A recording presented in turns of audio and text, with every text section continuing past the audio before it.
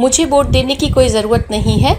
नागपुर में ऐसा क्यों बोले केंद्रीय मंत्री नितिन गडकरी।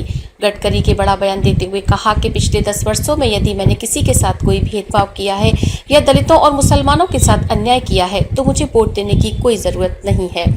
यदि मैंने निष्ठा से काम किया है तो कृपया मुझे वोट दें। गडकरी ने कहा कि मैं अपनी जीत को लेकर 101% आश्वस्त हूं। केंद्रीय मंत्री और लोकसभा चुनाव में भाजपा उम्मीदवार नितिन गडकरी ने कहा कि यदि मैं किसी को लगता है कि मैंने कोई भेदभाव किया है तो मुझे वोट देने की जरूरत नहीं है।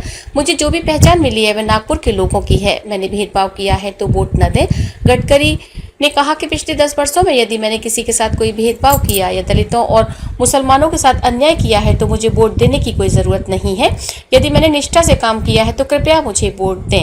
उन्होंने कहा कि पूरे देश में यह बेहद खुशी की बात है कि भगवान राम की जन्मभूमि पर राम मंदिर का निर्माण हो गया है।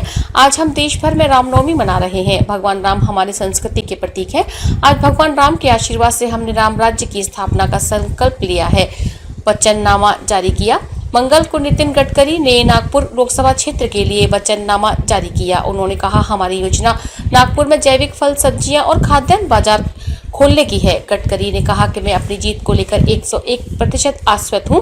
इस बार मैं बहुत अच्छे अंतर से चुनाव जीतूंगा। जनता के समर्थन, उनके उत्साह, पार्टी कार्यकर्ताओं की कड़ी मेहनत को देखते हुए मैं 5 लाख से अधिक अंतर से जीतने की पूरी कोशिश करूंगा। 19 अप्रैल को होनी है वोटिंग।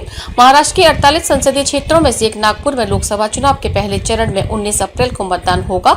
इस सीट पर भाजपा के वरिष्ठ नेता नितिन गडकरी और वर्तमान में नागपुर पश्चिम से विधायक विकास ठाकरे के बीच मुकाबला होगा। लोकसभा चुनाव 2024 जैसे जैसे नजदीक आ रहे हैं वैसे वैसे नेताओं की बयानबाजियां बढ़ती जा रही हैं। हाल ही में केंद्रीय मंत्री नितिन गडकरी ने एक बयान देकर लोगों को चौंका दिया है। उन्होंने कहा कि अगर किसी को लगता है कि उन्होंने किसी के साथ भेदभाव किया है तो वह उन्हें वोट न दें। उन्होंने कहा कि अगर उन्होंने मुस्लिमों और दलितों के साथ अन्याय किया है तो वह उन्हें वोट न दें। मुस्लिमों से वोट की अपील।